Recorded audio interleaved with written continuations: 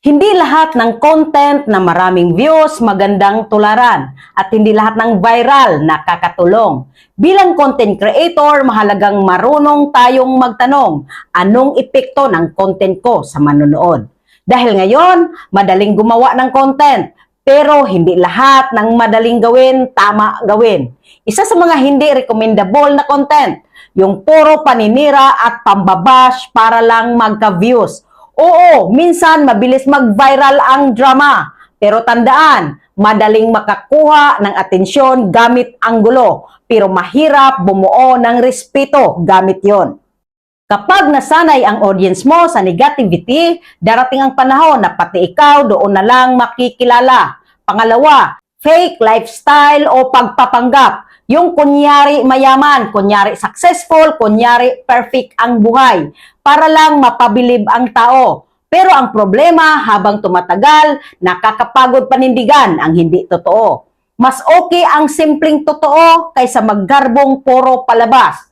Pangatlo, content na walang value kundi mang-trigger lang ng issue.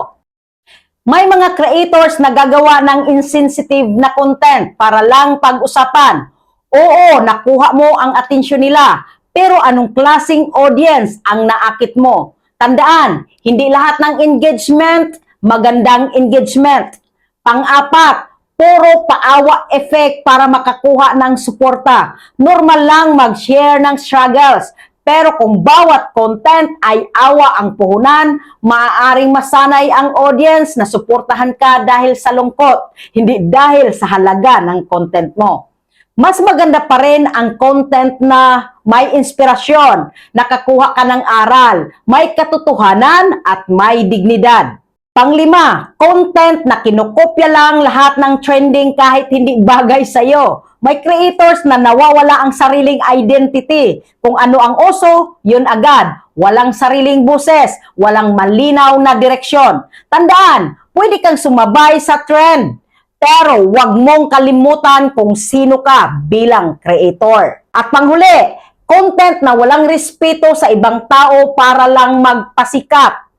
Prank na nakakasakit, pagkuha ng video ng walang respeto, pagpapahiya sa iba para pagtawanan. Hindi lahat ng nakakatawa tama at hindi lahat ng viral dapat ipagmalaki. Kasi sa totoo lang, madaling magpatawa, madaling gumawa ng isyo, madaling manghatak ng views. Pero ang mahirap, ang gumawa ng content na may impact at may respeto. Kaya bilang creator, tandaan mo ito. Bawat upload mo parang bakas ng pangalan mo sa internet. Tanungin mo ang sarili mo, kapag nakita ito ng pamilya ko, magiging proud ba sila? May matulungan ba ito o panandaliang ingay lang? Dahil sa dulo, ang tunay na tagumpay ng content creator ay hindi lang paramihan ng views, kundi anong klaseng impluwensya ang iniwan mo sa mga taong nanonood sa'yo. May natutunan ka ba? See you in the comment section.